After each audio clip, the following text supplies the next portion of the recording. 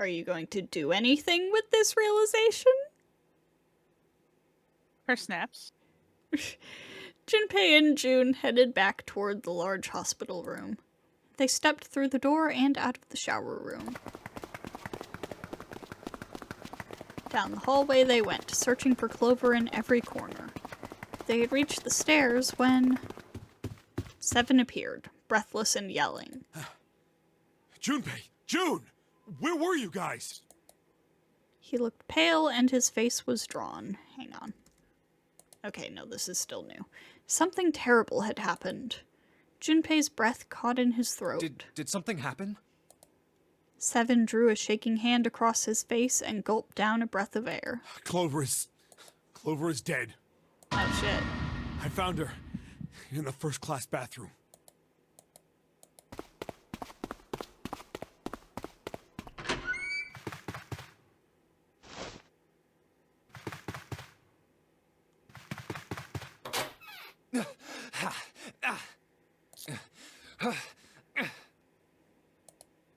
All sound ceased for Junpei. The world was an empty, muffled expanse. Then he began to hear his own breathing. June's mouth moved, but he heard nothing. She tried once more, and then her energy was gone, and she collapsed against the wall. He could have helped her, but he hadn't, and now she was dead. So he stood there, frozen in place. Clover. Clover. Why? Why did this happen? He forced his body to move. Each step felt like another nail pounded into his heart. Finally, he was in front of her. He knelt and placed 3 fingers against Clover's neck. No pulse. No breath. But she was still warm, and her eyes were closed peacefully. It would have been easy to think she was asleep. Easy, that is, were it not for the slowly expanding puddle of blood beneath her. He traced its source to her back, a gash just beneath her shoulder blade. Was the weapon a knife, perhaps? If it was a knife, the killer had taken it when they left. When he closed his eyes, he saw Clover's smile. Clover. Her innocent smile. Her energy. He would never see her smile again. No way. He could have done something. He could have helped her. His stomach twisted itself into a sickening knot. Let's get out of here, June. Junpei lifted a limp June from the floor and carried her from the bathroom.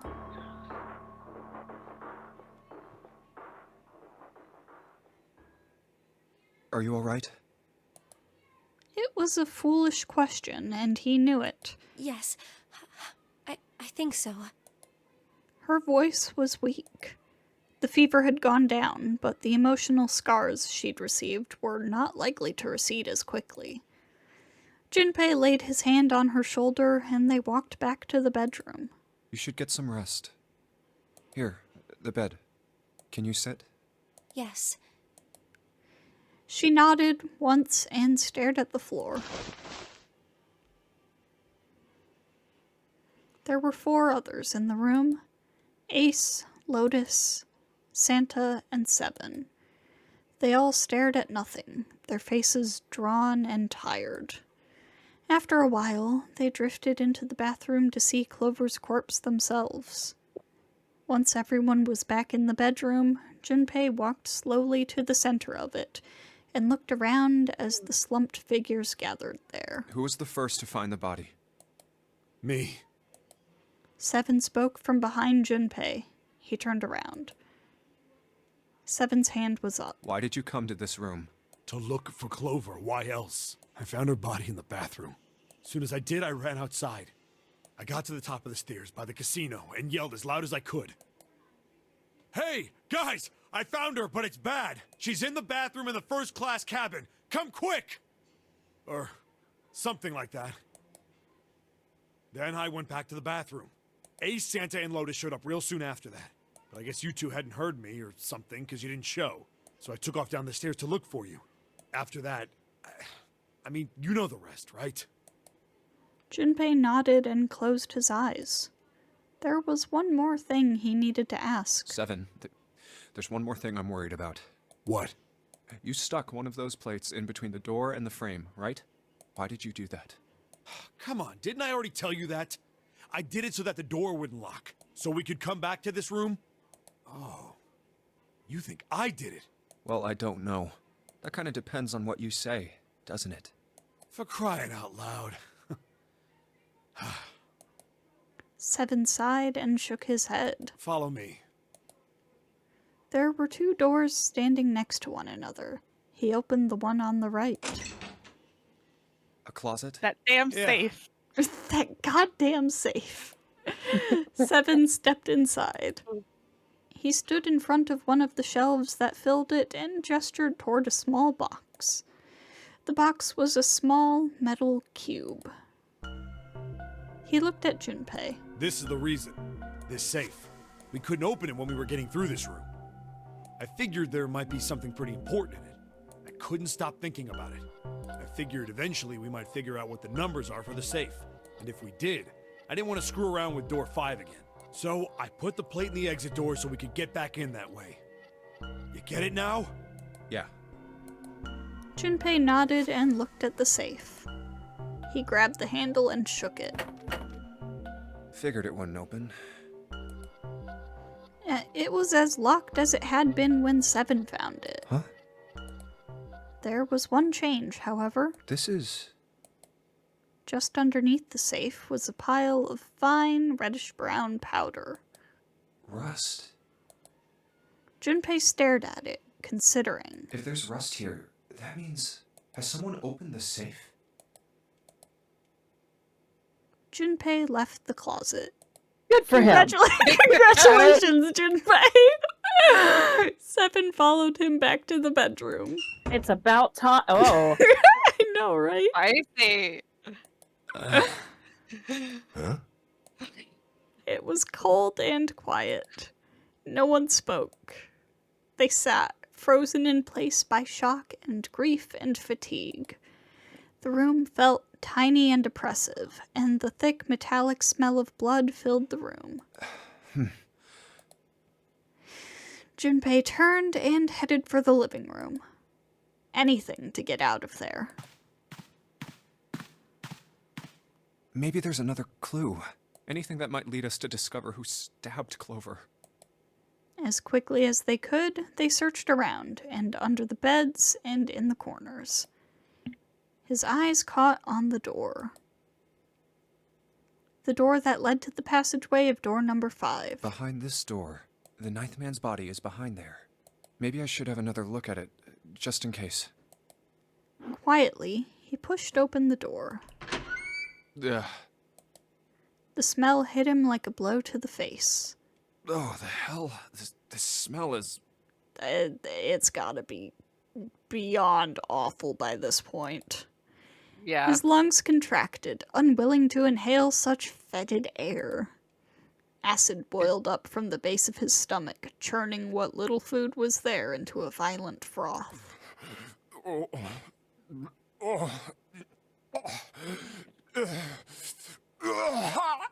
Ugh. Beautiful noises. It was too much for him, and he vomited. A thin stream of yellow water and bile spattered onto the floor.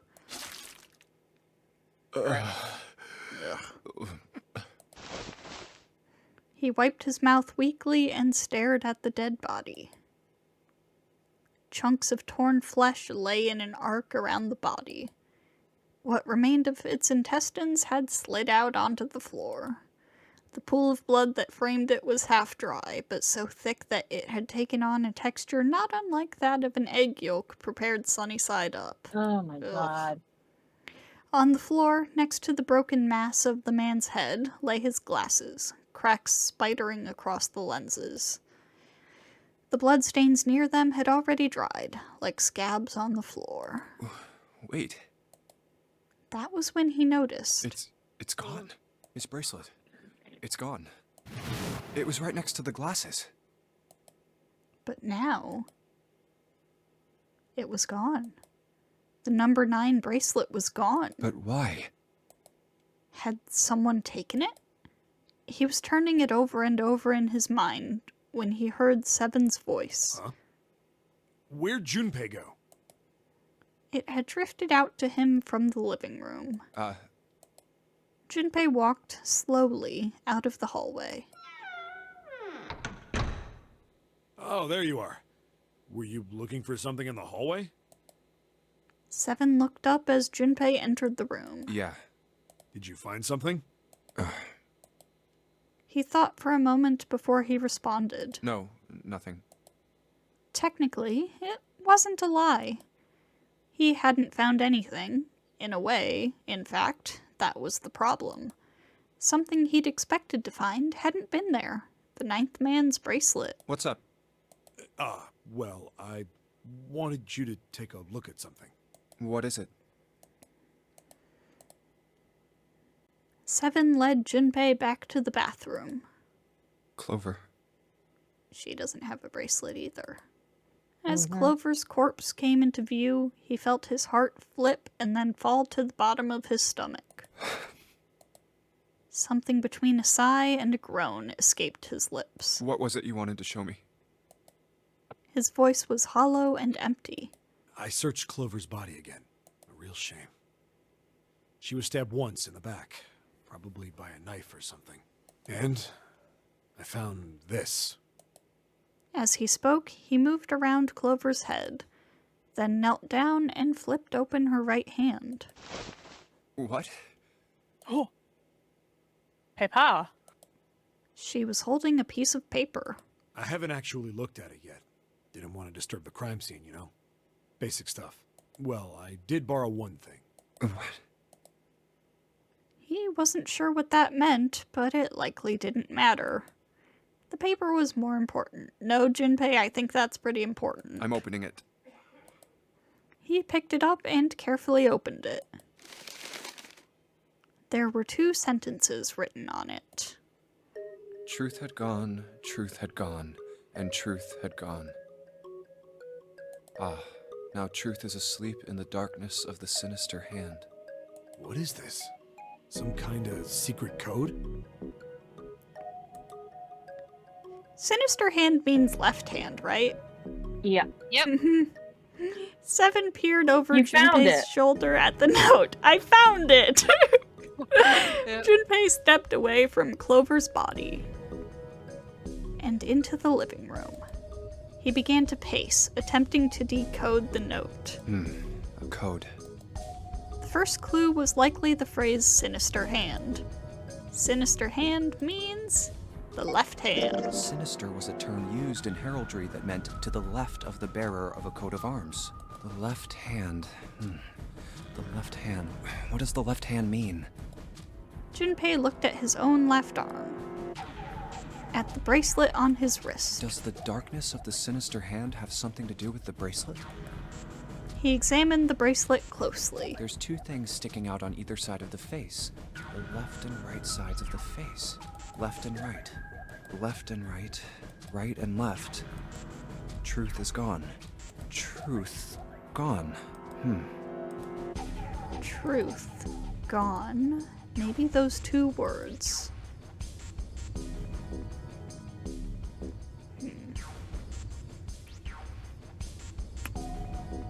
Third one, I think.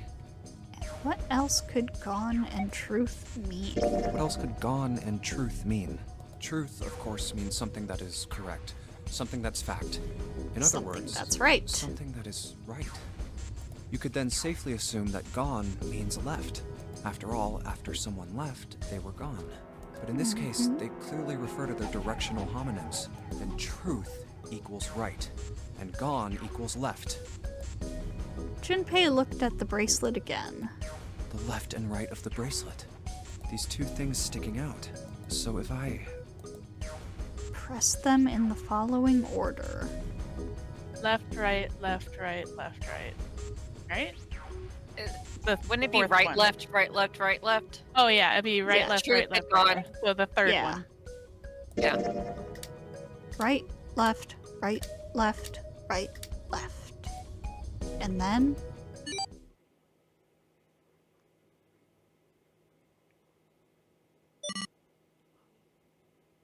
one after another, 8 numbers flashed on, then off, of the face of Junpei's bracelet. Wait, did it just...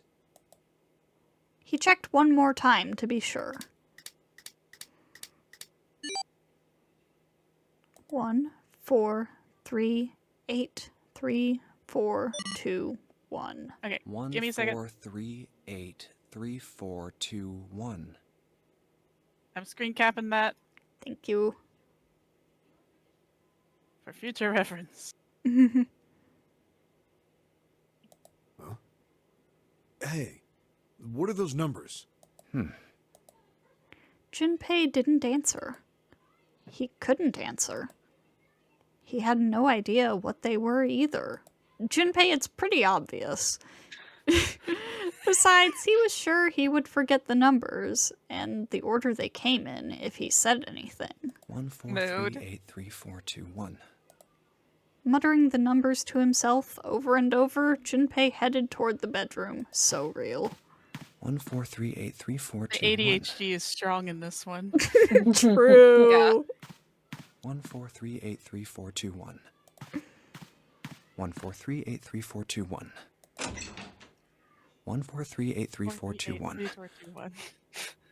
Before long, he found himself in front of the safe again.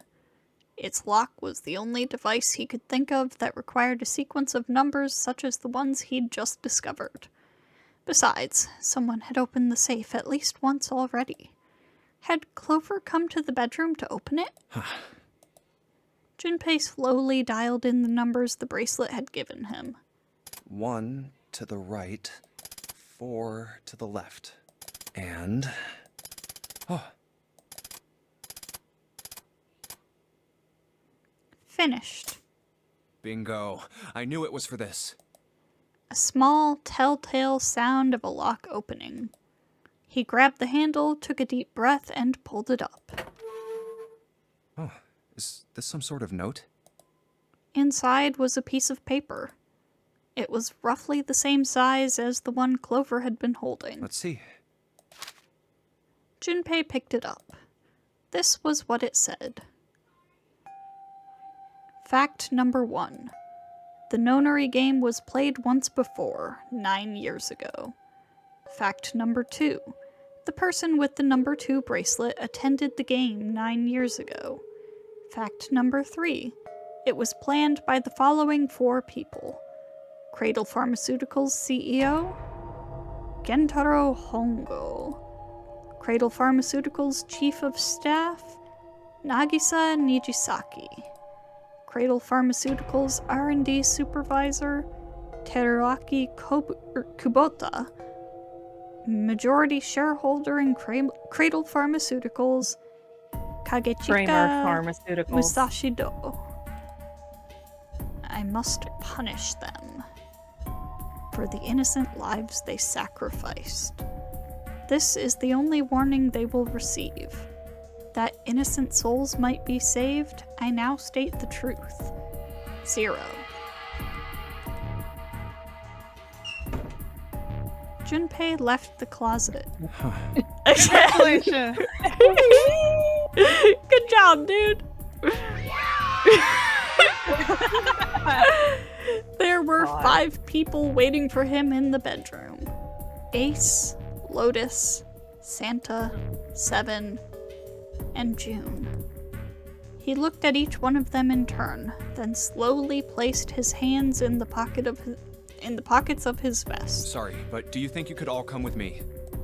Come with you. I want all of you to go to the big hospital room. Why?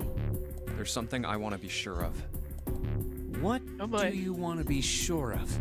I want to know if the person I suspect is really the culprit. Wait, then you're saying... Yeah, I think I've got it figured out. I know who killed Snake and Clover. The atmosphere in the room changed. Grief was suddenly gone, replaced by attention like a strap of leather stretched to its limit. 5 sets of eyes stared at Junpei. He pretended not to notice. Anyway, if you could all please move to the big hospital room. I'll explain everything as soon as we get there. The bedroom. Then, almost as if on cue, the bell began to ring. They all heard it. It was the bell from the clock in the main staircase.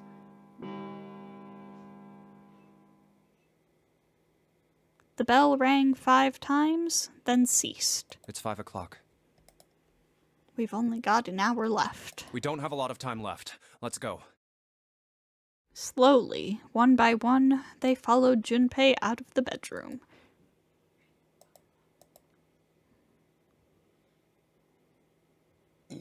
Actually, before we get started, I was hoping you could do something for me. Junpei stopped in front of door 3 and turned around. Ace, 7, and Lotus, could you please place your palms on the red? Huh? Why? If we need to get to the shower room, why don't we just... No, we're not going inside. Once you've authenticated, step away from the door. Why? Please, just do it. Or perhaps you don't want to know who killed Snake and Clover. Junpei's implication was clear, and 7 understood perfectly. Fine. What about you, Ace? Lotus? Very well. Sure.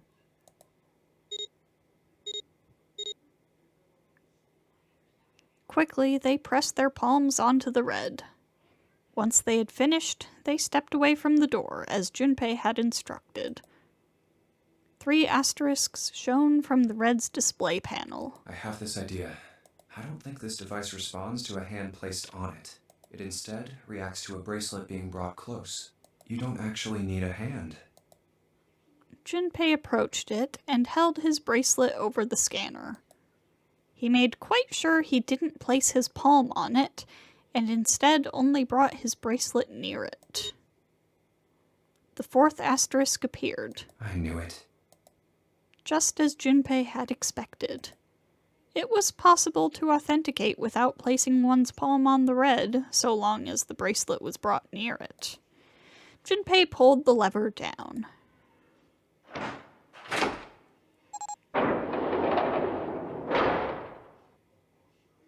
Door 3 opened, like a hungry mouth. 9 long seconds passed, and the door shut, unfed. Junpei walked slowly back to the others, who were waiting some distance from the door, talking to one another. Santa and June had joined them as well. Huh? It looked as though they hadn't found a chance to break into the conversation yet. As Junpei approached, they turned to look at him, curiosity plain on their faces. Before long, the other 3 did as well. What was that about? How should I know? Clearly, they were all expecting some answers. Thanks. I appreciate your cooperation. Clearly, they'd hoped for something more forthcoming. He continued. By the way, Ace, would you mind if I asked you something? What is it? Do you know who I am? What? What kind of question? Just answer it, please. Who am I? You're Junpei, of course. Who else would you be? Unfortunately, that's the wrong answer. Actually, I'm Santa. Well, what? Ace's voice was full of surprise, but it was also tinged with confusion and fear. Everyone else looked nearly as surprised. Santa looked especially shocked to discover he was actually someone else. He's like, what are you yapping about, dude? If he spoke, however, the trap would be exposed. Junpei quickly continued. The clothes I'm wearing, I borrowed from Junpei. And the clothes he's wearing are mine. We had a little swap. That's ridiculous. Impossible. So, you're saying I'm not Santa? Of course you aren't. Why? What makes you so sure I'm not Santa? If you were Santa, then door 3 wouldn't have opened for us just now. 1 plus 7 plus 8 plus 3 equals 19. 1 plus 9 would be 10. The digital route would be 1. But the 4 of us just opened door 3. You can't possibly be Santa. Your bracelet number isn't 3. It's 5, right? Only then, when it was too late, did Ace realize his mistake. He set his jaw and glared at Junpei. You're exactly right. My bracelet number is 5. As he spoke, Junpei lifted his wrist up to show everyone the bright red 5 on his wrist. Well, the number is blue, Junpei. Sorry, Yeah. Ace. I tricked you. Yeah. You might be a little Of course, I'm colorblind, not maybe. Santa. I don't know. I'm Junpei. Who could possibly think I was? It's obvious I'm not. To think I was? Ridiculous. But I guess you couldn't see just how obvious it was. I asked you before, didn't I? What makes you so sure I'm not Santa? And you answered. If you were Santa, then door 3 wouldn't have opened for us just now. Most people wouldn't say something like that. The first thing that would come to anyone else's mind wouldn't be the bracelet number. There'd only be one thing they'd say. One sentence. You don't have his face. Ace, you have prosopagnosia, am I right? Junpei's voice was quiet and calm. He knew the truth. So did Ace. Prosopagnosia? The others looked confused. What's that? No clue. Prosopagnosia is. He heard Lotus begin to explain it to them. Ace glanced at them, then turned back toward Junpei and sighed. Very well. I confess. I have prosopagnosia. I cannot differentiate human faces. Is that what this was about? You want to mock me for my disorder? No, not at all. I'm not making fun of you at all. In fact, I feel kind of bad for you. No, the reason I brought this up is that there's an excellent chance the person who killed Snake has prosopagnosia. Ace's face tightened. His eyes narrowed. What do you mean? Junpei leaned casually against the iron piping of one of the beds. I'll just come right out with it. I think it was you, Ace. You killed him. Junpei was suddenly very aware of 5 pairs of eyes on him. He had their undivided attention now. The room had grown very, very quiet. Junpei took a deep breath. That's ridiculous. What possible evidence do you... I have 3 pieces of evidence. The first, think back to a few hours ago. You made us argue over the 3 doors here in the big hospital room. There was no way all 7 people could go through them. Lotus suggested that we sacrifice one of us. Lotus looked away awkwardly. Junpei glanced at her and continued. Then you, Ace, said, I'll stay here. Why would you say something like that? It's pretty simple, really. You didn't want us to see the dead body in the shower room. You see, if Ace stayed behind, there were only 2 doors the rest of us could go through. Doors 7 and 8. There was no way we could get through door 3, the shower room. You knew that, didn't you, Ace? That's why you volunteered to stay behind. Come on now, I think that's going a bit far. I can understand if you're jealous of my bravery, but please don't devalue my actions. I only wanted to save the rest of you. Surely you can understand my altruism. Altruism, huh? Okay.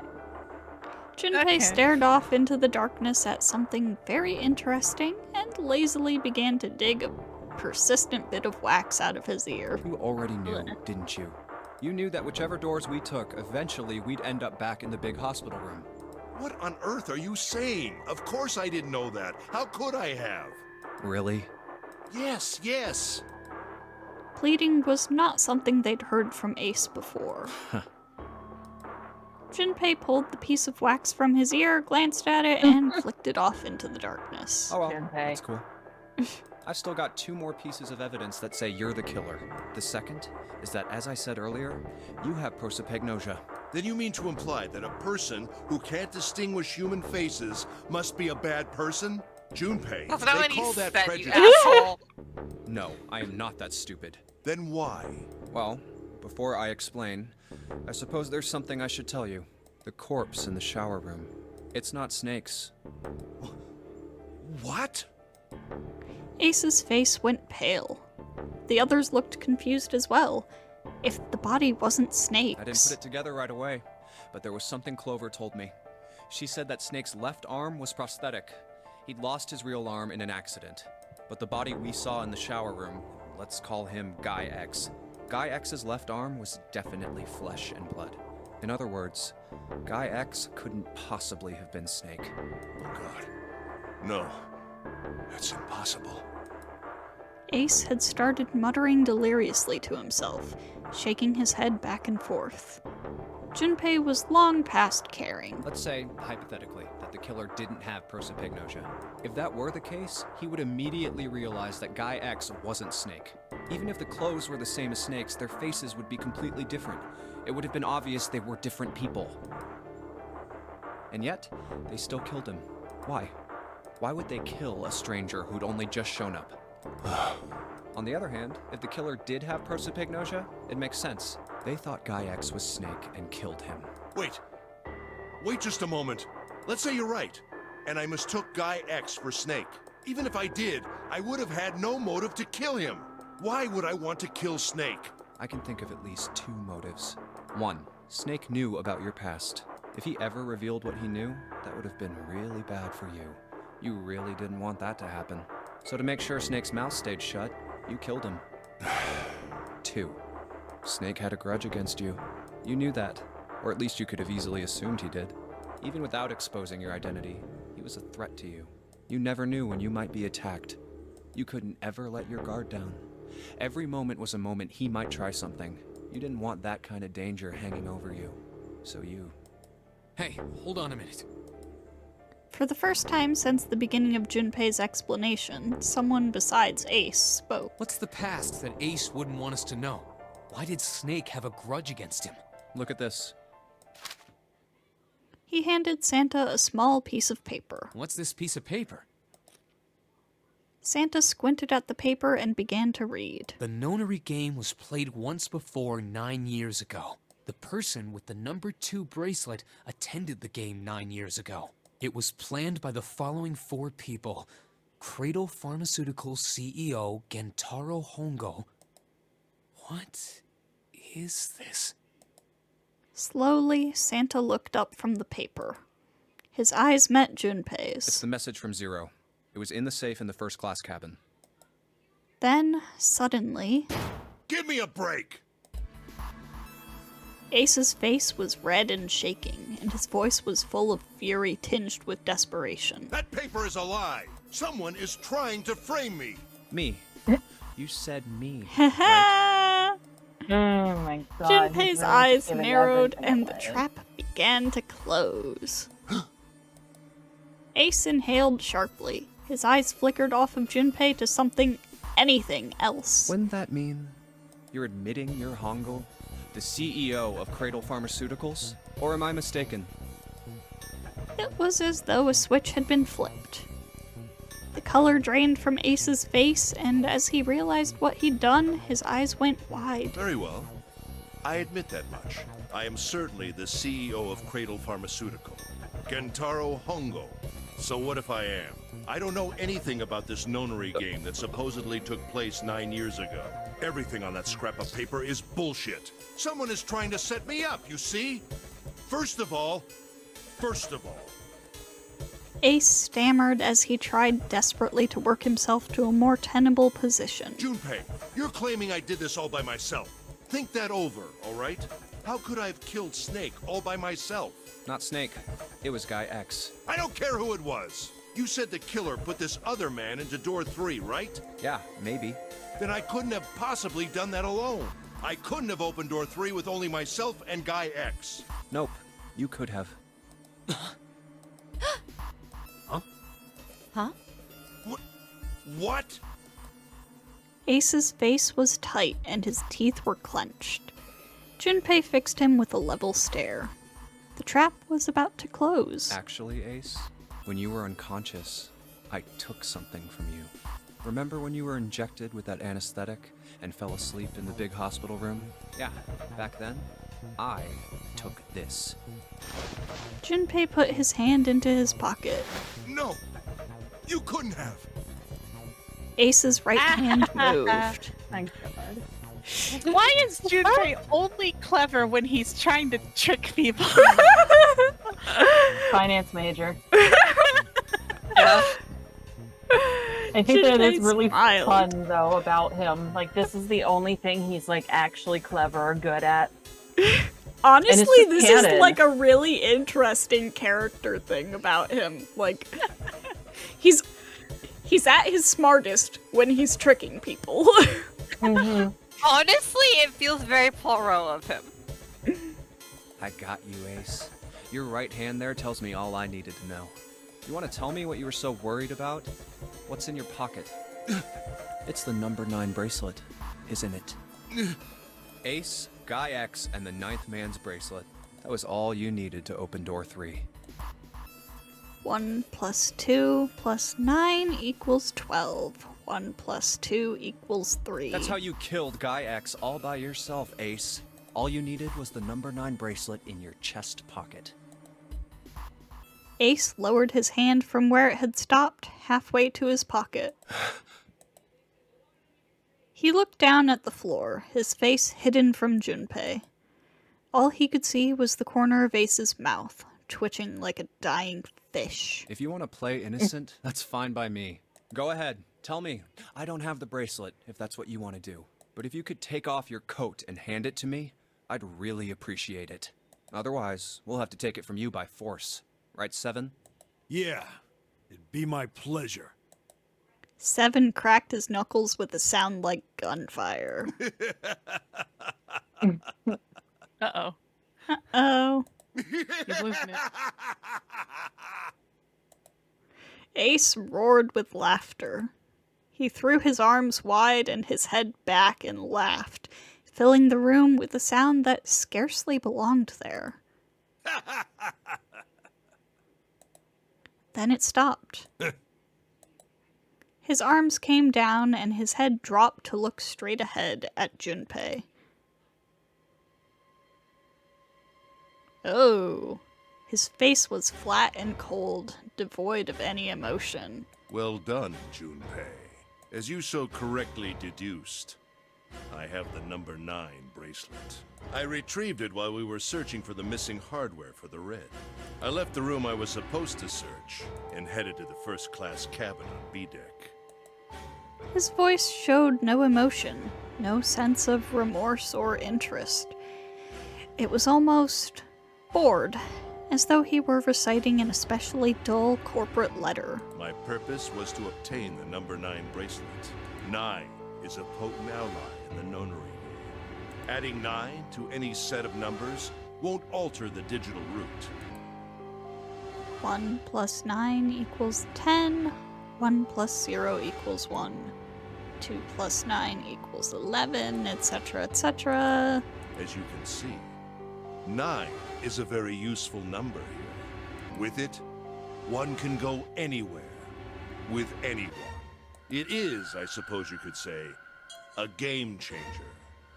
So I made for the first-class cabin. Let's get ready for a game changer! Ace just breaking out. I've been here the whole time.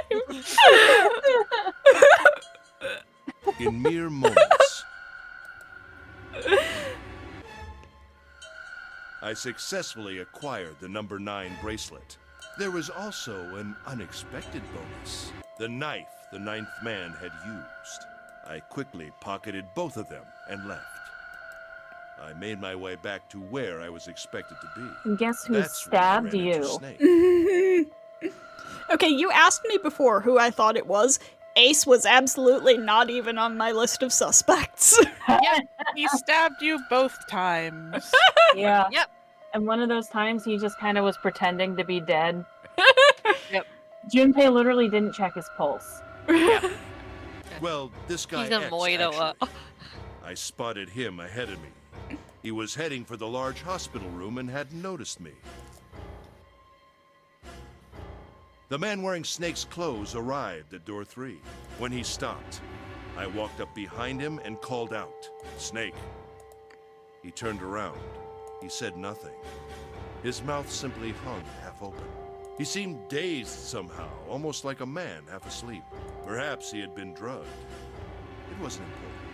I tend to gloss over little things like that. I was certain that man was Snake. I knew Snake had taken part in the nonary game 9 years ago. Being blind, it made sense that he didn't recognize me immediately upon our first meeting. But why then hadn't Snake said anything to me later? Surely he hadn't forgotten what had happened to him in the nonary game. But not once did he attempt to confront me. Did his lack of sight prevent him from fully recognizing who I was? Or perhaps Snake had conspired with Zero to deceive me? Regardless, he was a threat, and it was better to deal with him sooner rather than later. I had to get rid of him before he took action. With quick thinking, my plan went into motion immediately. I held the number 9 bracelet over the red. I waved my own bracelet in front of the red, and then grabbed Snake's arm and shoved his hand against the scanner panel. The door opened. I threw the man through it. 9 seconds later, the door shut. 81 seconds passed.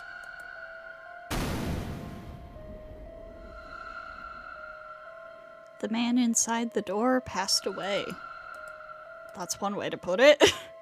Yeah. After that, He I exploded. returned to my post as though nothing had happened. After conducting my own search, I returned to the He large turned hospital into- room when the 1 a.m. bell. Ace's eyes were cold and his cheeks were hollow and pallid. When he spoke, only his lips and tongue moved. The rest of his face was eerily still. Junpei glared at Ace. He took a deep breath and thought about the next question he had to ask. He didn't want to. He knew what the answer would be. He just didn't want to hear it. Junpei swallowed, then spoke. Ace, did you kill Clover? Yes, Why? Why did you kill her? she was Snake's sister. It was possible he had told her something dangerous. Additionally, she had gone through door 1. It seemed likely she might have found it. Found what? Why don't you go through door 1 yourself? Perhaps it's hidden somewhere. Seven and Lotus interrupted. Yeah, but Lotus and I went through door 1 too. We didn't see anything suspicious. Yes, I thought as much after I heard your report at the central stairs. I doubt the two of you could find it. Huh? But perhaps Clover was different. Perhaps she had found it. I was, therefore, desperate to find her. And at last I did, in the first-class cabin. I spoke very calmly. Did you see it? See what? Don't act as if you don't understand. You were in the captain's quarters, weren't you? Uh-huh. What are you talking about? Very well. By the way, what are you doing here, Clover? What? Nothing. There's blood on your shoes. It looks fresh. Did you go take a look at the 9th man's corpse? I see. Your silence suggests that you noticed. You saw something, didn't you? You saw that his bracelet was gone. No! Clover ran. She made for the exit, but Ace stood in her way. You aren't going anywhere. He caught her by the collar as she passed and threw her to the floor, hard. You're staying here. No! She leapt back up and darted past him into the hallway. Ace followed at a run. Don't you run, little girl. He was faster.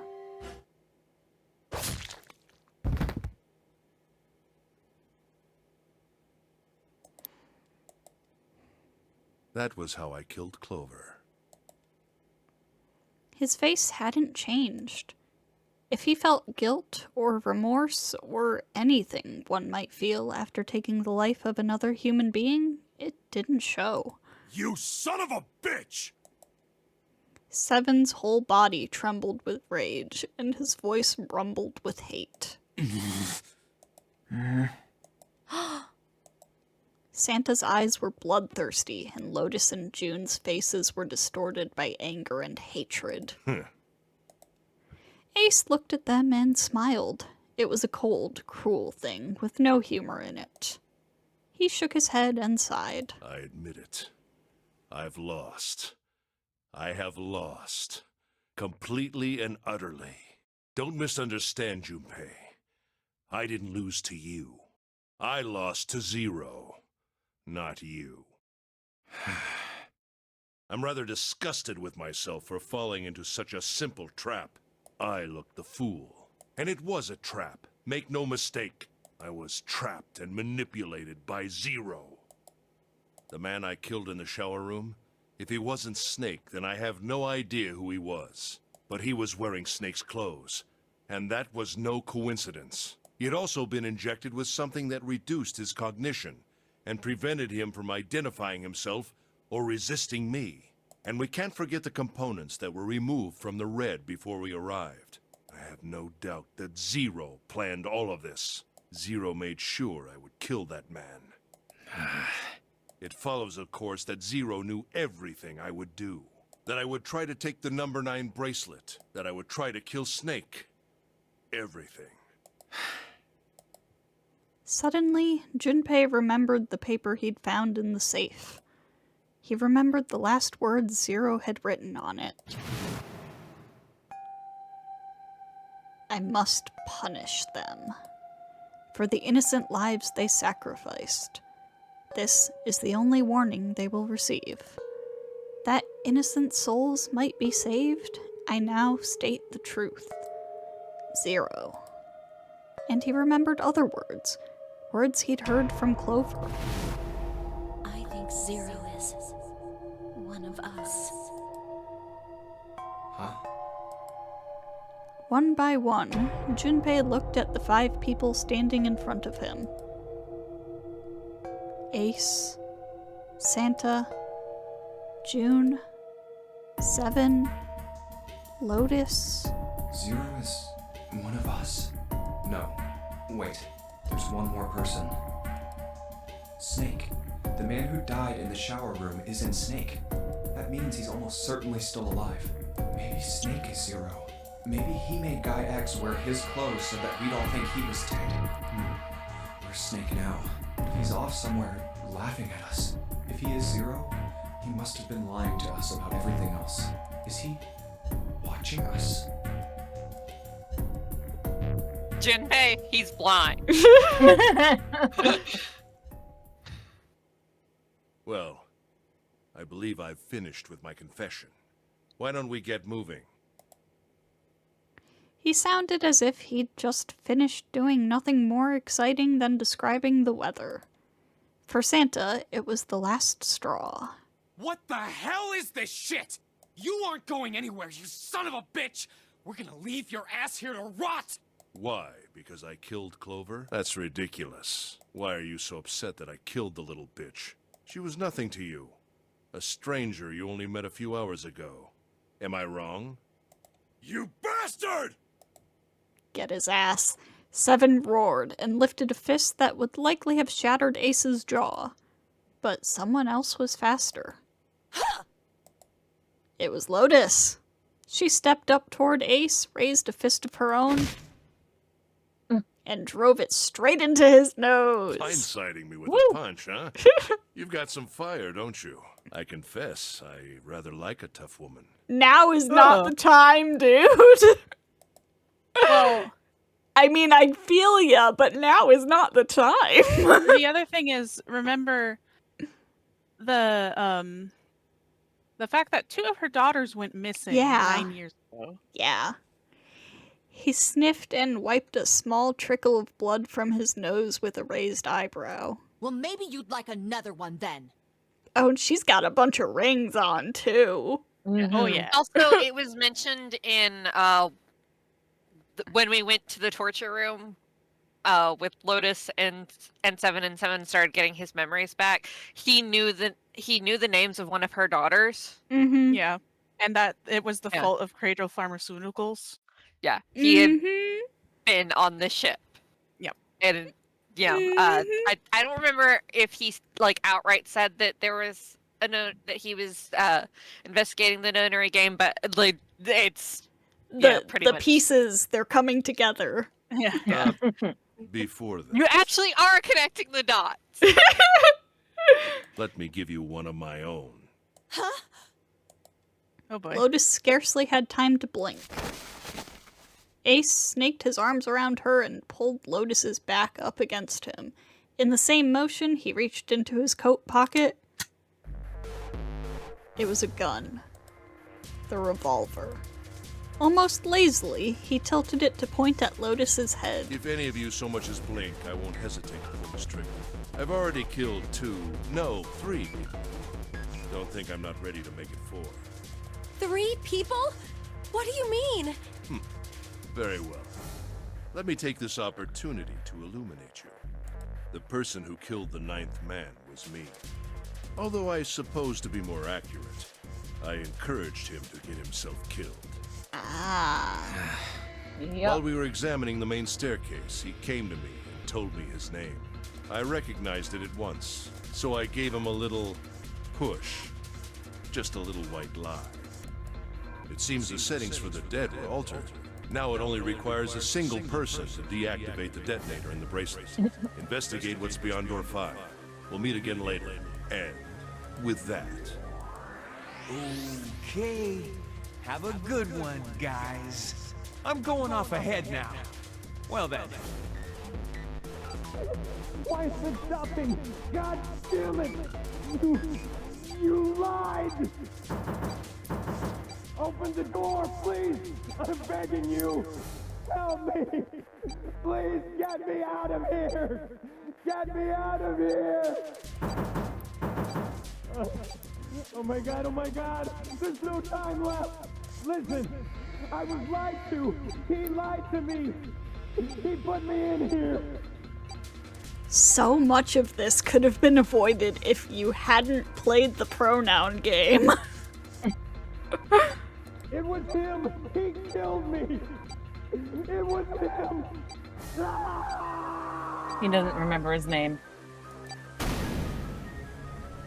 I don't know. It's just... Yeah, it is what it is. 4 reasons for killing him. 1. As I said before, in the nonary game, the number 9 bracelet is of utmost importance. If I had allowed him to keep such a useful tool, he, or it, would have become a threat to me. As such, I decided that he should be eliminated early on. 2. I wanted the number 9 bracelet. If I could manage to obtain it, I would be able to manipulate the game as I saw fit. I would be unable to acquire the bracelet unless its owner was dead. That's the second reason. 3. Even setting aside his number, he would have been nothing but trouble for me. He was aware of my past. He knew what happened here 9 years ago.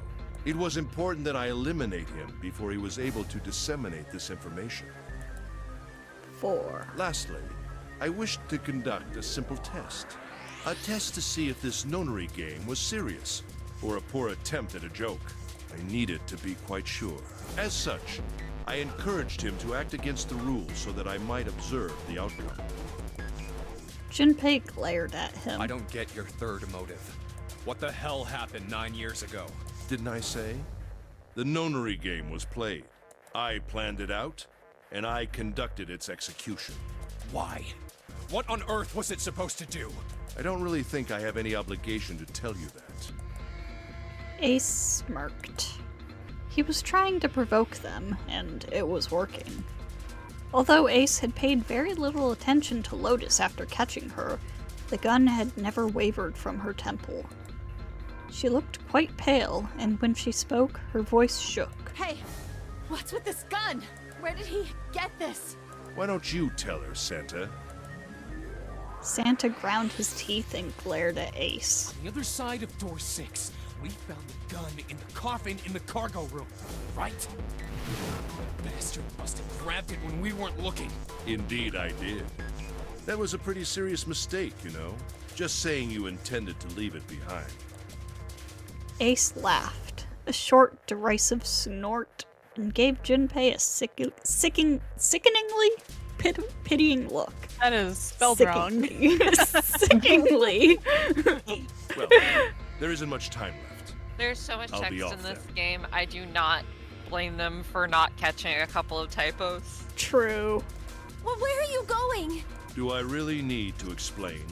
I had assumed it would be obvious. I have the number 9 bracelet, and now I have Lotus. 9 plus 8 plus 1 equals 18. 1 plus 8 equals 9. Wasn't there a door with a 9 on it in the room that looked like a church? That's where you're going, isn't it? And how do you know that? Santa told me about it while we were looking for Clover. I see. Well, you are correct. That is my destination.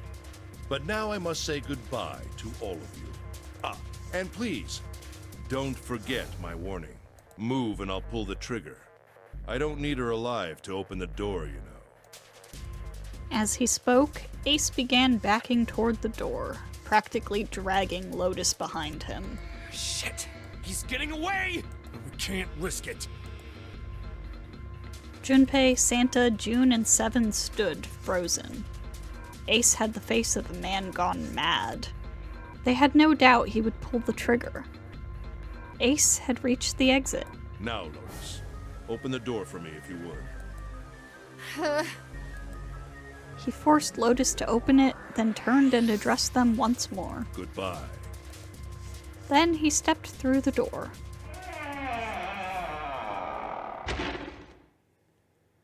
It fell shut. In the blink of an eye, they were gone. Damn it! As soon as Ace and Lotus were gone, Junpei and the others leapt for the door in pursuit of Ace. But as Junpei laid his hand on the doorknob, there was a noise behind him. He looked over his shoulder. June was kneeling on the floor, breathing heavily. Hey, June, what happened? Are you alright? Santa ran to June and wrapped his arm around her before she could collapse all the way. Jesus, you're burning up. Your fever's back. Are you okay? June's fever had returned, again for no apparent reason. Her eyes were watery and her eyelids drooped. Her breath came in dry, shallow gasps. I'm okay. Really, I'm fine. You should be worrying about Lotus. She was breathing hard now, and she could barely summon the strength to talk. But Junpei was torn. He couldn't leave June alone in the state she was in. But every moment they waited, Ace was farther away, Lotus's life in his hands. What was Junpei supposed to do? June's eyes drifted to Junpei's. She managed to muster a weak smile. Jumpy, don't worry about me. I just need a little rest. I'll be fine. Don't you remember? I just needed to rest a little bit last time. So please, please save Lotus. Think about what Ace has already done, Junpei. When he's got what he needs from Lotus, you really think he's just gonna let her walk away? damn it. You guys go on ahead. As soon as June starts feeling better, we'll follow you. Go! Junpei looked at June. She nodded once. She couldn't manage much more. But it was all the confirmation Junpei needed. His resolve was set. All right. Come on, Seven. We're going after Ace. Hell yeah! Santa, you take good care of June. I'm trusting you. Got it. Santa nodded. Junpei turned before he had a chance to change his mind and started running toward the door. He could hear Seven's heavy footsteps behind him. Let's go! Junpei and Seven exploded into the hallway, their feet pounding the metal floor as they ran.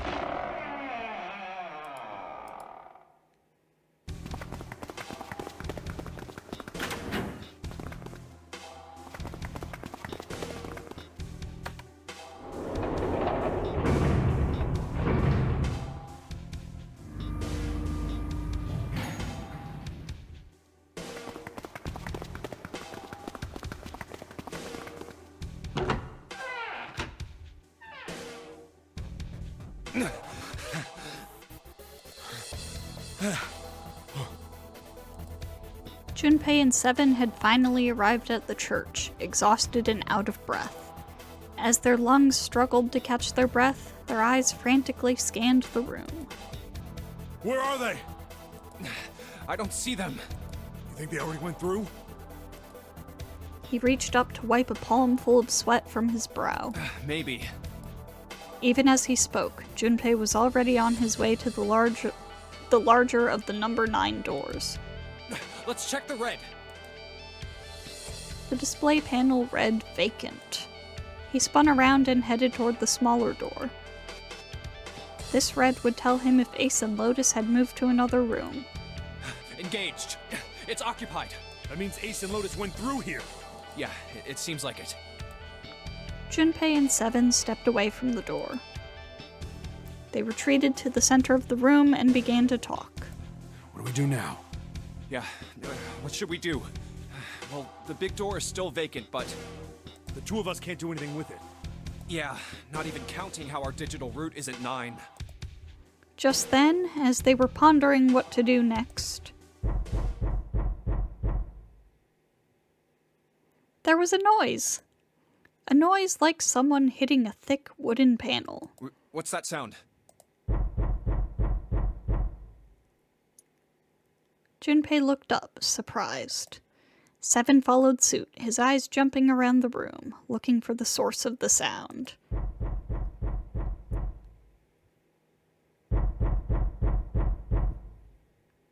It's coming from over there. It wasn't long before they found the altar. Or more precisely, what was on it. The coffin. Yeah. Let's open it. How? By force! I don't think that's gonna happen. Well, you never know till you try, right? The only necessity for success is the willingness to suffer 1,000 failures. Who said that? I forget. Anyway, we've got to try. Junpei and Seven leapt at the coffin. They grabbed hold of what purchase they could find and pulled.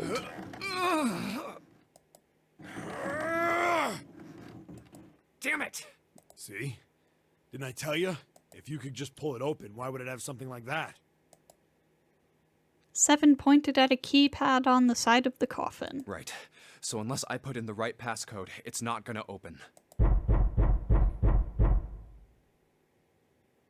The noise hadn't stopped. In fact, as it continued, it had only gotten louder and more forceful. What were they supposed to do, Junpei wondered. Was there some sort of clue somewhere?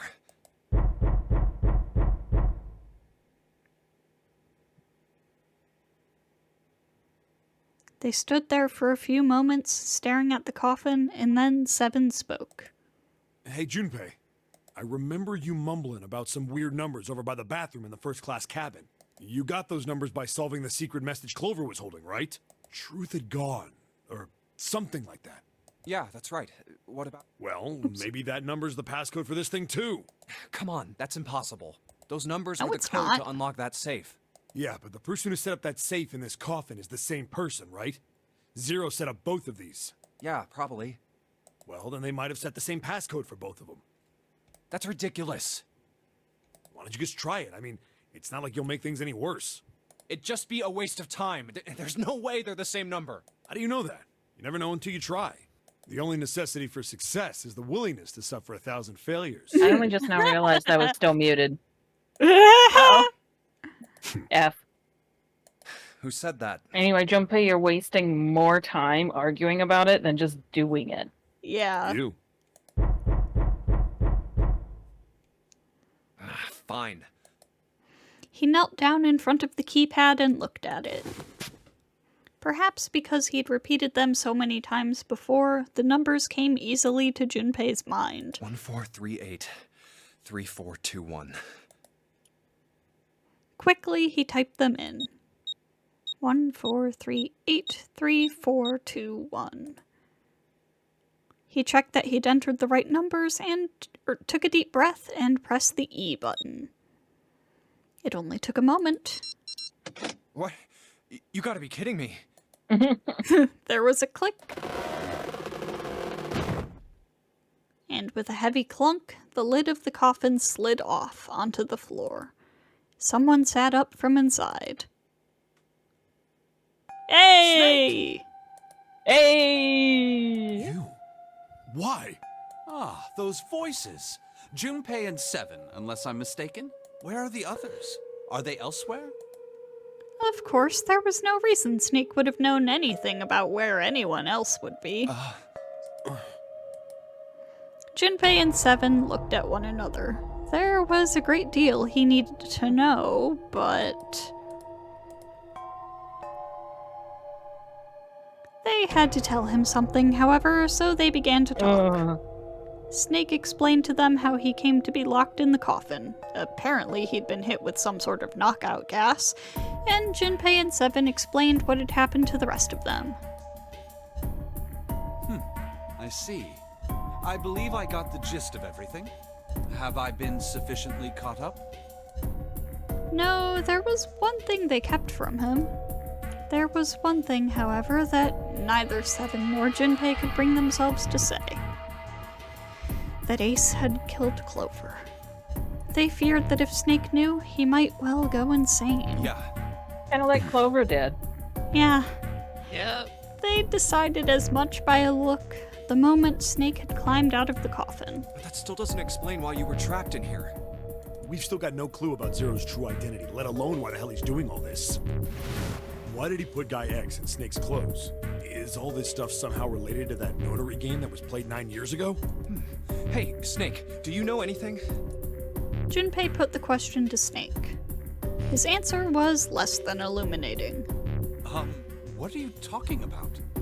I apologize, but I have no idea what you're saying. It seemed as though Snake was perhaps not being entirely honest, but that knowledge did Junpei and Seven little good. Oh, come on, just tell us if you know. I don't know what to tell you. How can I know something I don't? No matter how many times they asked, he insisted that he knew nothing.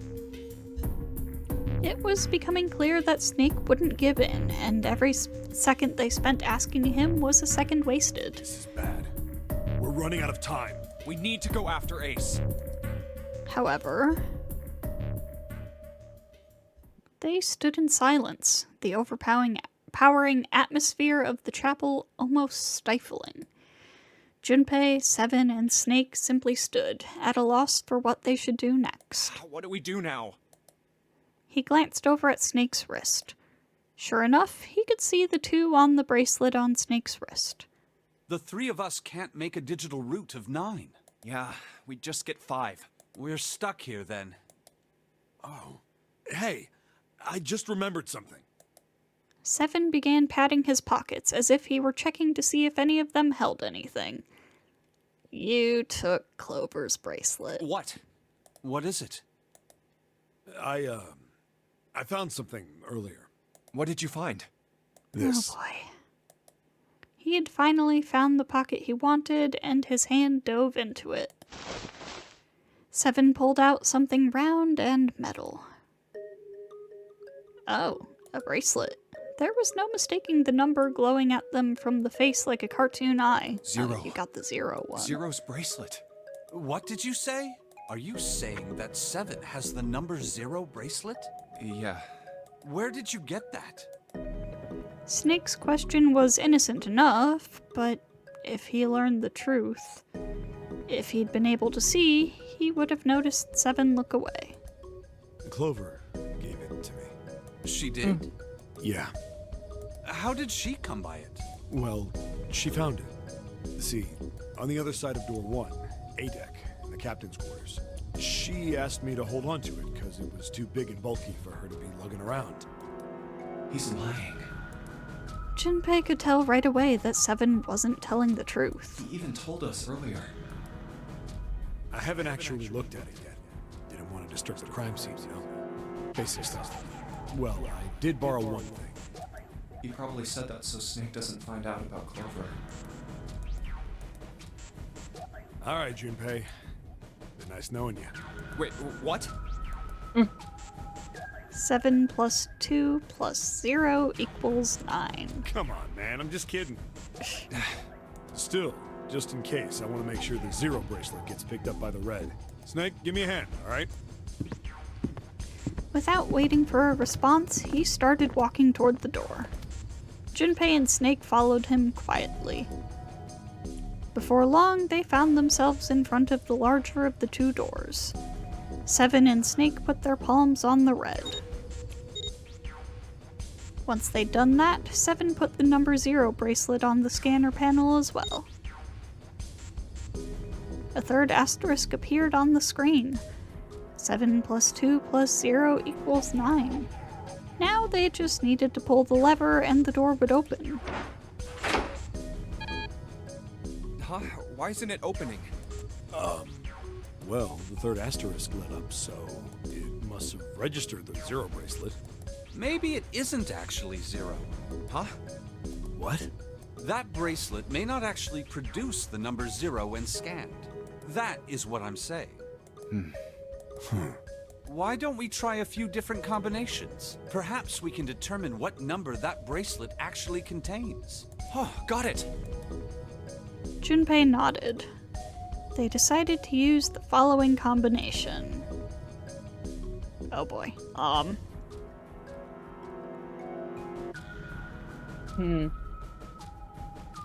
don't know if it matters. It probably doesn't. Probably gonna go through all of them. Snake plus Junpei plus the bracelet. Let's try Snake, me, and the bracelet. Snake plus Junpei equals 2 plus 5 equals 7. If this combination works, then the number for this bracelet is 2.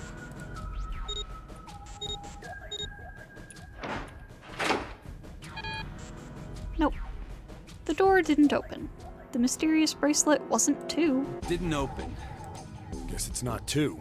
Then, Junpei continued. Junpei plus 7 plus let's the bracelet. try me, 7, and the bracelet. Junpei plus 7 equals 5 plus 7 equals 12. 1 plus 2 equals If 3. this combination works, then the number for this bracelet is 6.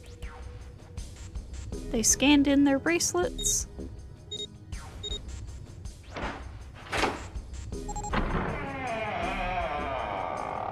Oh. It opened. Yes, so it would seem. 7 clearly hadn't thought their experimentation would produce anything useful and looked rather confused. Snake was, as usual, calm and smug. You know, that makes sense. The door slid closed. Junpei's forehead furrowed as he thought. That means the bracelet is actually 6. 5 plus 7 plus 6 equals 18. 1 plus 8 equals 9. But how is that possible? The display on the bracelet clearly shows a 0. Suddenly, from somewhere far beneath them, they heard the creak and groan of tearing metal. With it came the sound of water pouring into parts of the ship that had, until recently, been dry. Oh no. Man, that's not good. I guess our time's just about up, huh? At any rate, we know now that the door can be opened. Let's go! But, Snake, are you sure? Yeah. You know that only Junpei and I can go through this way. You needn't worry. I have a solution to this problem. My last resort. But if now is not the time for last resorts, then when? Last? Resort?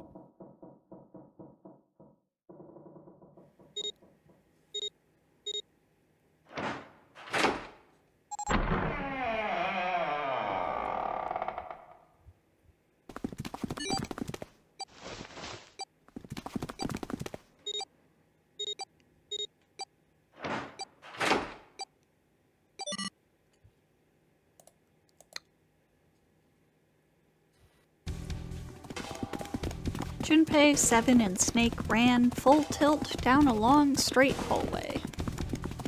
They were headed for the stern of the ship and had no time for distractions. As they ran, 7 spoke. Gotta admit, you really surprised me there, kid. I couldn't figure out how the hell you were gonna get out of that one. How come you didn't do that right off the bat? As I told you, it was a last resort. Had I used it at the beginning of the game, I would have come under a great deal of suspicion. I imagine that most people would have taken it to mean that I was 0. Once they'd convinced themselves of that, I wasn't optimistic about my chances of making it out of here alive, let alone unscathed. I felt it best to play my cards close to the chest, as it were. That way, if I were in a situation where there was nothing else I could do, I'd have a little trick up my sleeve. I'd just take my bracelet off. Snake's plan had been simple but effective. He'd simply removed his bracelet. How? To Junpei, it had looked as though Snake had simply crushed the bones of his hand until they were small enough to fit through the wristband. Of course, that would have been practically impossible, so how had he done it? My brother's left arm is, it's not like a normal person's arm. It's fake. It's not a real arm. Snake had slid the bracelet off and tossed it into the coffin. I know this is kind of a weird thing to say, but I'm glad that's a fake arm. You have to be afraid of the door if you don't got a bracelet. You are correct. He'd walked through the door easily without authenticating. He stepped out the other side unscathed and began running down the hall alongside Seven and Junpei. They kept running for a while longer and eventually came upon a set of stairs leading downward on the right side of the hallway. They stopped and peered down the I staircase. think these stairs connect to the bottom deck. Doesn't look like it's underwater. They nodded quickly to one another and jogged down the stairs. It took only a few minutes to make their way to the bottom deck. There was a single hallway in front of them, at the end of which was a single door. Let's go through that door. Junpei threw it open. Inside was a massive iron gate. A plate was affixed to the top of it. It read, Incinerator. Incinerator? Oh my. That doesn't sound very pleasant. No, it does not. Do you see a lever near the gate, perhaps? Yeah, right over here. How did you know that? Well, I'd be happy to regale you with the story. I imagine it should only take half a day or so.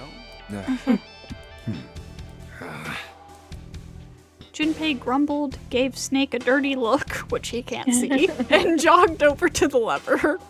If you pull it, the door ought to open. Got it.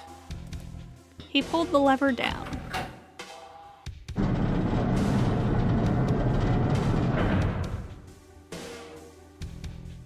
With the rumble of an ancient motor, the door opened. There was no need to hold back and no time to hesitate. They pushed their way inside. Standing in front of them were Ace and Lotus.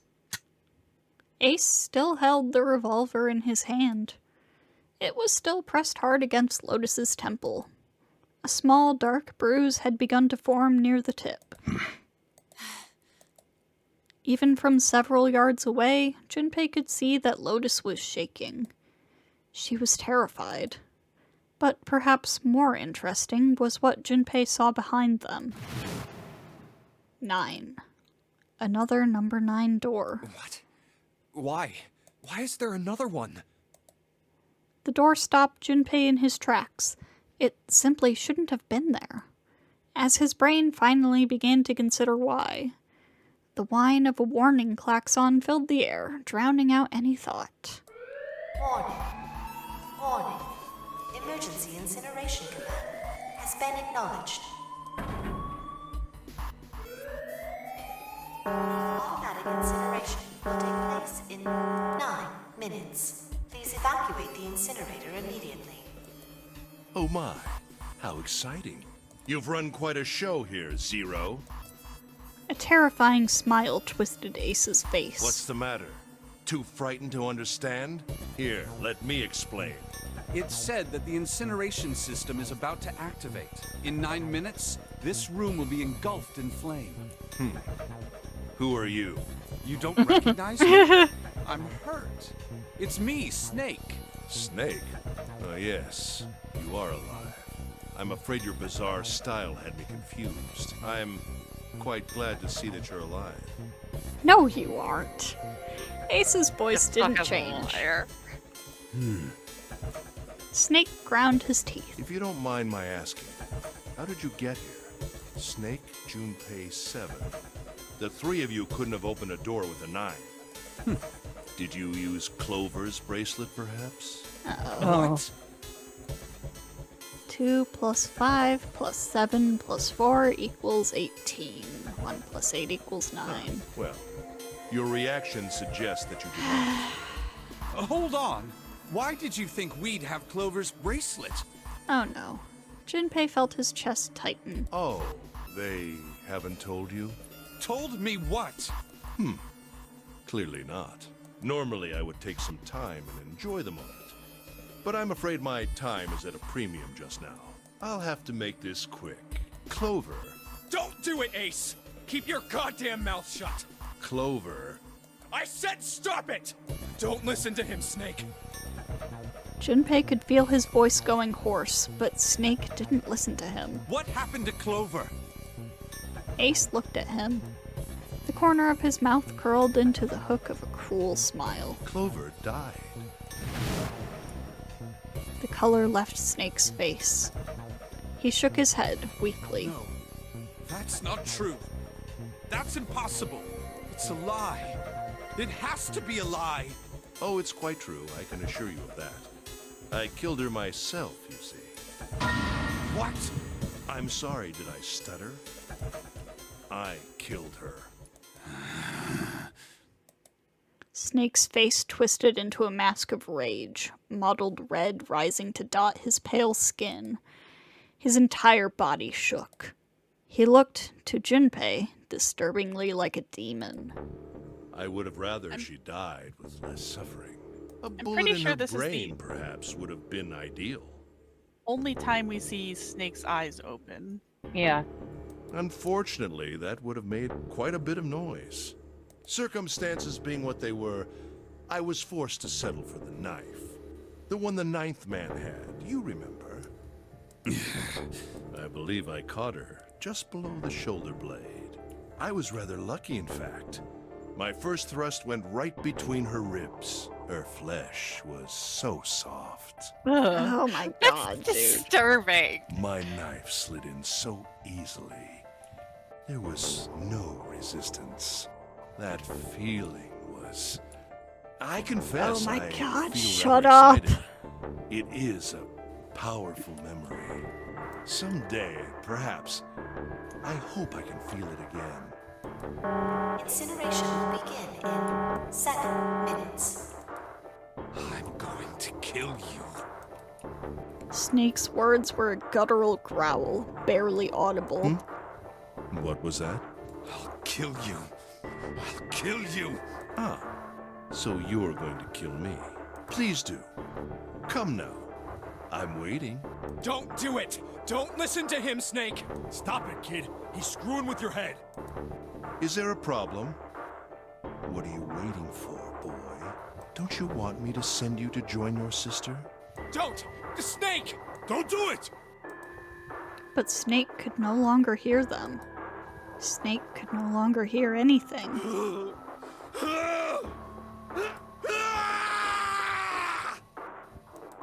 Snake moved like a bolt of lightning. His scream echoed through the incineration chamber, full of rage and despair. Snake! Snake!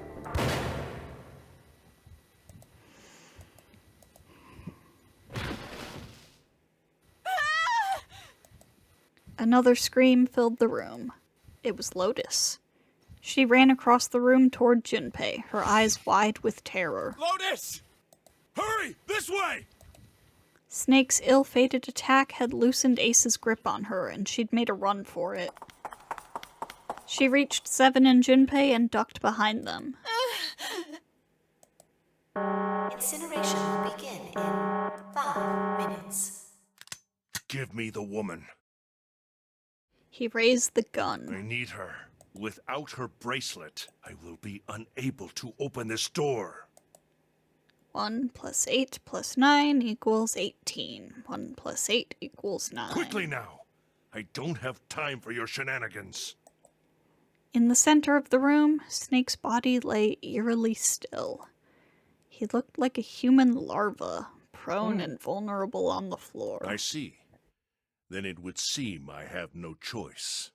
The rest of you must die as well.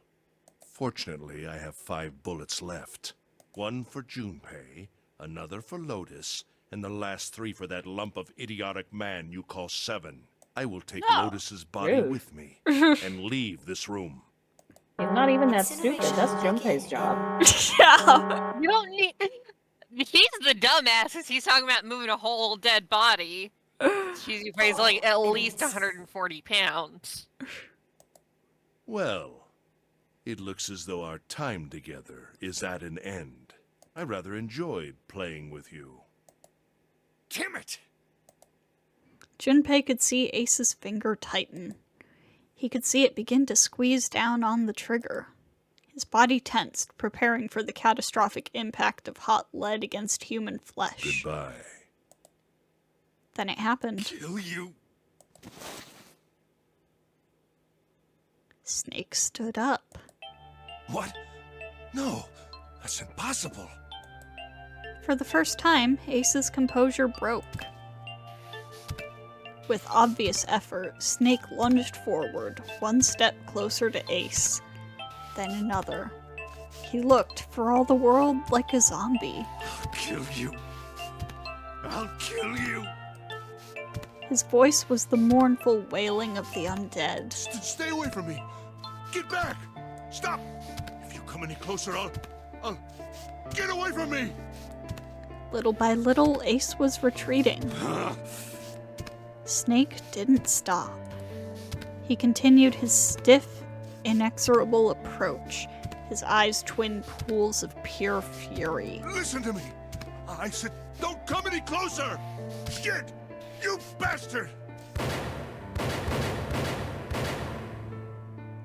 Ace's revolver leapt 5 times. 5 times, the air in the incinerator was split by the crack of a bullet. Snake's body twitched as 5 clouds of blood and torn flesh leapt into the air across his body. A fine pink mist drifted from his body and disappeared. Junpei didn't have time to ponder what that meant before... And then his strength was gone. His legs crumbled and his broken and battered body slid to the floor. Incineration will begin in 3 minutes. Finally, you're... But Snake wasn't done. I'll kill you. Even as the pool of blood beneath him grew, he began to move. He half crawled, half slid toward Ace. One bloody arm wrapped itself around Ace's leg. You won't get away. And the other gripped his thigh with strength that should have been long gone. You son of a bitch! You're a monster! Get off me! Let me go, damn you! He kicked at Snake with his free leg, driving his foot into Snake's face, his arm, his shoulder. It made no difference. Snake refused to release him.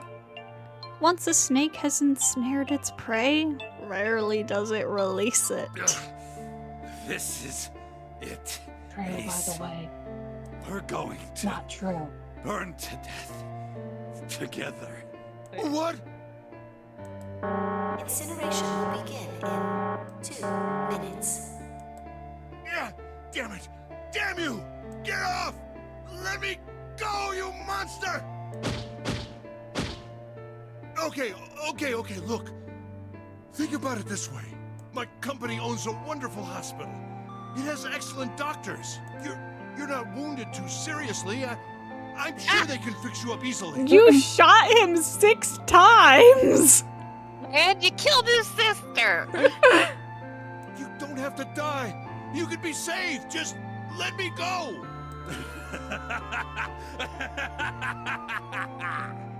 Pathetic. Begging for your life. Then Seven and Lotus began to speak. Junpei could hear tears in their voices, and their words were strained. Snake, that's enough! You can stop now! Yes! He's right, Snake. You've done enough! Come on, Snake, let's go! Let's get out of here! You have to come with us. We have to leave together. Snake turned toward them. He coughed and blood splattered across the floor. Then he smiled a sad sort of smile. I apologize, but I'm afraid I can't do that. You'd best forget about me. You need to leave soon. I'm going to take him with me. Shut up! Be quiet! I couldn't save Clover. My sister died because of me. Perhaps this will begin to atone for that. Perhaps in the afterlife, she can forgive me. Now go. go now. You have to go. Incineration will begin in 1 minute. God damn it! Shit! We're out of time! We gotta go! Seven ran toward the exit. Lotus followed him, but Junpei couldn't move. There were white lines down Snake's cheeks where his tears had washed the blood away. He was broken, body and soul, and Junpei felt as though half of his own heart had been torn out. His eyes stung, and he tried desperately to swallow to clear the lump in his throat. Junpei, what are you doing? You have to get out of here now! Junpei's chest tightened, pulled taut by anger, misery, and a cold feeling of emptiness. Pure emotion surged through his heart, alongside the torrent of blood. He could feel it building, a tremendous wave growing taller and taller and taller, and then it broke, crashing down with thunderous force onto his shaken, unprepared mind. Snake! Snake! Junpei's rational mind was gone. He was driven by instinct now, and he launched himself across the floor at Snake and Ace. Or he tried to. Wait! Don't be an idiot, Junpei! He felt a hand grab him from behind. It was Seven. Before he had time to react, the larger man had pinned Junpei's arms to his sides and was hauling him bodily back toward the door. No! No! I have to help Snake! Snake! Snake! Get off of me! Let me go! Incineration will begin in 10 seconds.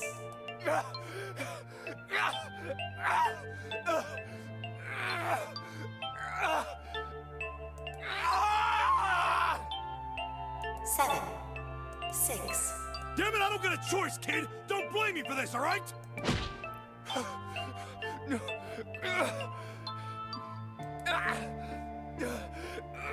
Junpei has too much empathy for his own good. Yeah. Yeah. Also, his voice actor is like killing it here. Absolutely. Oh my god. 1,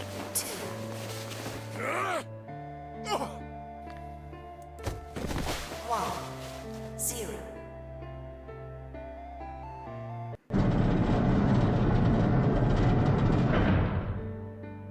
Gates 2 and 3 are locked down. Beginning incineration. Junpei felt Seven's fist bury itself deep in his stomach, and then his legs turned to mush. Seven scooped him up in the same motion and leapt through the door. It slammed shut behind them. Junpei struggled to shaky feet. He glanced over to see Lotus only a short distance away. Junpei ran to the door. There was a small window cut into it. Inside, he could see Ace and Snake. Shit! Damn you all! Why? Why? Why me? I don't deserve this! Answer me! No, I'm pretty sure you deserve Yes, it. you do. Yeah. Answer me! You're a healthcare CEO. Of course you deserve it. Oh, God. Deny defend oppose. Why? I hope that doesn't demonetize you. Why? 0! 0!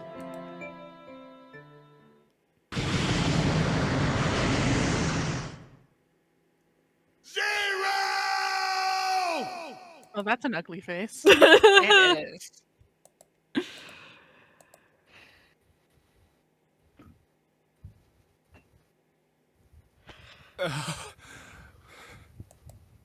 He didn't know how much time passed. He didn't know how long he stood there in front of the incinerator. He looked to the side. Lotus's face was ashen, and if not for the hand she'd put against the wall, Junpei didn't think she could have stood. Seven looked old and tired and used. His eyes stared at the floor, seeing nothing. Junpei said nothing. He simply began to walk toward the open door, and the hallway they'd come down earlier. Hey, wait! Junpei! Junpei, where are you going? He blinked when their voices broke the silence. He stopped. You stay here. I'll go get Santa and June. You're gonna bring them here? How? Don't worry about that. Just stay here and wait, all right? He began to walk again. He looked over his shoulder and watched Seven and Lotus grow smaller and smaller. They stared back, not moving. He wasn't sure if they could. He turned around again. He knew where he was going. I saw an elevator on the way here.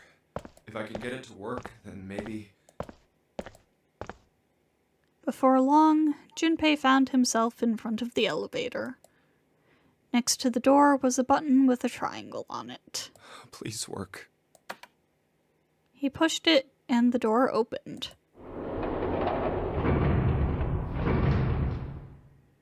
Yes.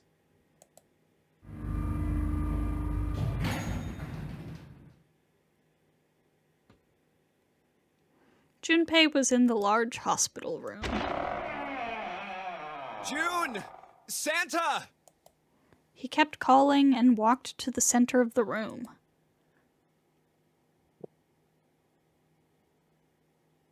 But try as he might, he couldn't find them. Damn it. Where did they go? Increasingly frustrated and increasingly worried, Junpei left the large hospital room. He had no choice. He would have to look for them. Junpei's heart was heavy. He couldn't shake the feeling, but there was a part of him that felt it would be wrong to, even if he could. With every step he took, his legs felt more and more like lead.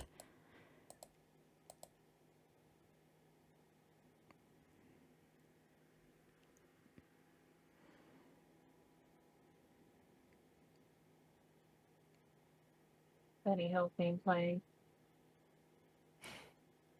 Maybe do chase music.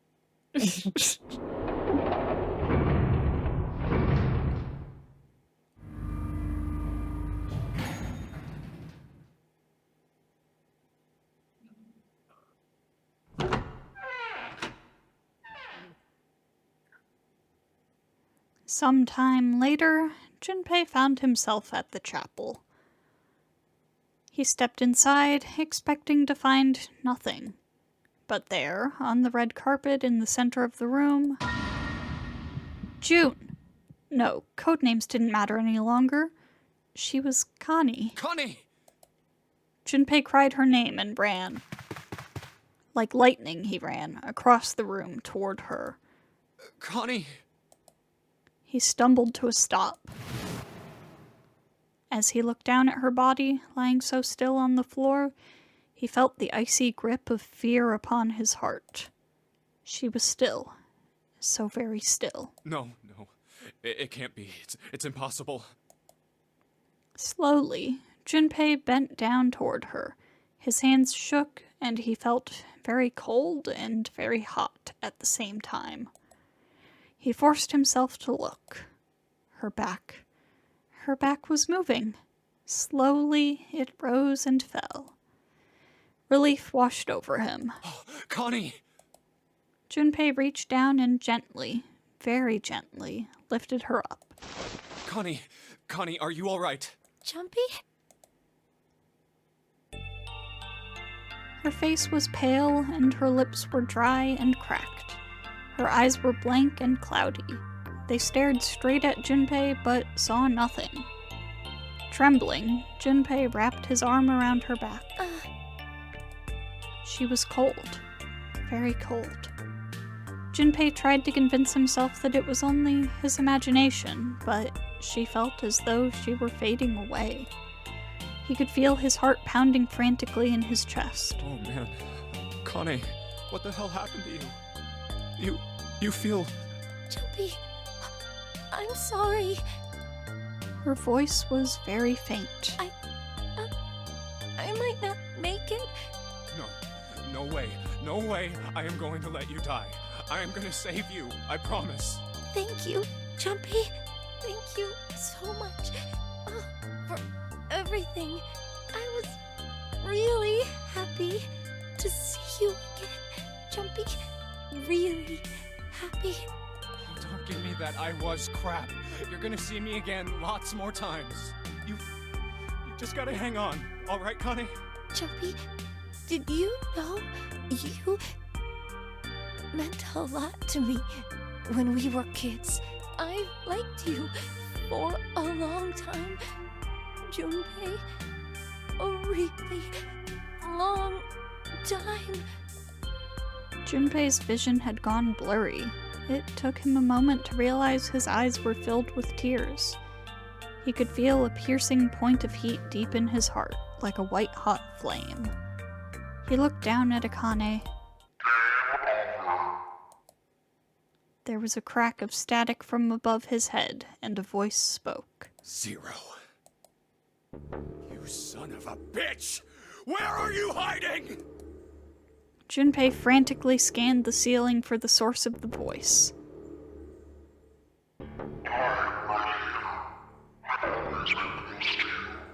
What the hell are you talking about?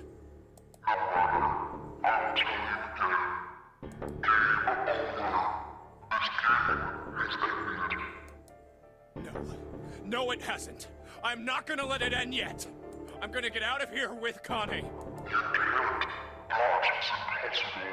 Why? Because you chose the wrong path. The wrong path? That is correct.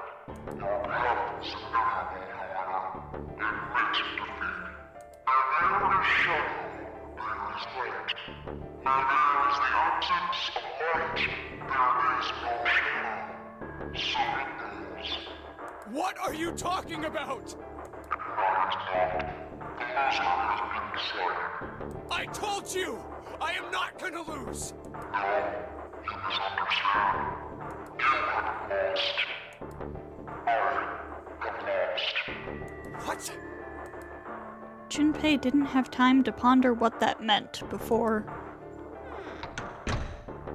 he heard the door slam shut behind him. He spun around. There was no one there. Was it 0? Connie, wait here. I'll be right back, I promise. She managed a single nod. Junpei laid her back down gently and leapt for the door. He yanked it open and shot outside. No one. The hall was empty. There was nothing moving anywhere. Damn it. Where are you? It doesn't matter. I need to get Connie out first. He didn't want to leave Connie alone any longer than he had to, so Junpei turned around and headed back to the chapel. And she's gone. Connie! She wasn't there. She wasn't anywhere. She'd been lying there on the floor just moments before. And now she was gone. Oh God. No. No. Where is she? Connie. Connie! Connie! Connie! His cry split the heavens themselves. He screamed until his voice gave out. Then he screamed some more. But there was nothing. No answer. His voice faded away, and all that remained was cold, unfeeling silence. That was when he noticed it. Huh? A strange smell, one he'd smelled before. Wait, this is... white smoke. Night-night, Junpei. 9 seconds later, Junpei's mind winked out.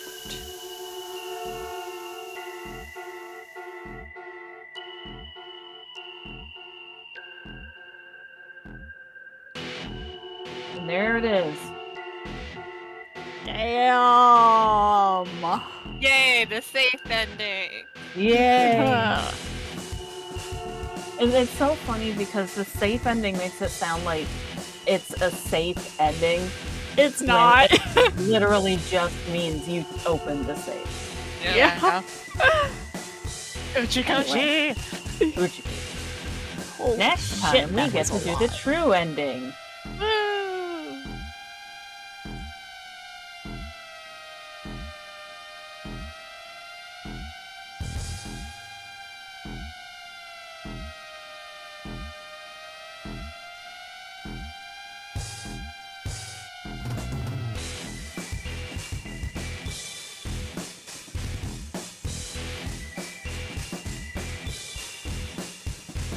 Holy shit, that was a lot. Yep. They really barely give you anything on the bad endings.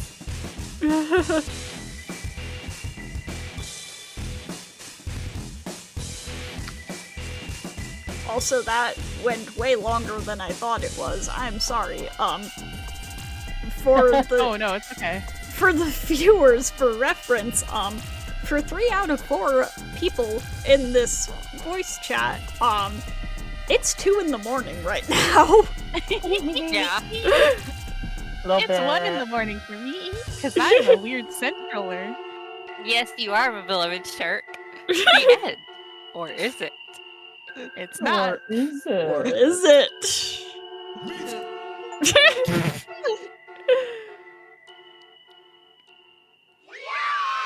Oh, huh. The Steam achievement calls that the Zero Lost ending. Yeah. So it's the 0 lost ending or the safe ending. I see. Yeah, so Uh. the other ending that we were talking about, the one that we decided not to bother with, is it literally just ends with Junpei being unable to open the coffin because he doesn't know the Yeah, code. it's affectionately called the coffin ending. And you get the coffin ending unlock in the flowchart and stuff from getting the true ending. So either way, it doesn't matter. I see. Yeah.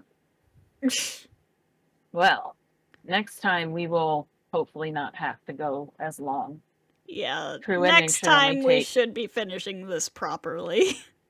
Yeah, and it should only take, I don't know, a few hours, couple hours.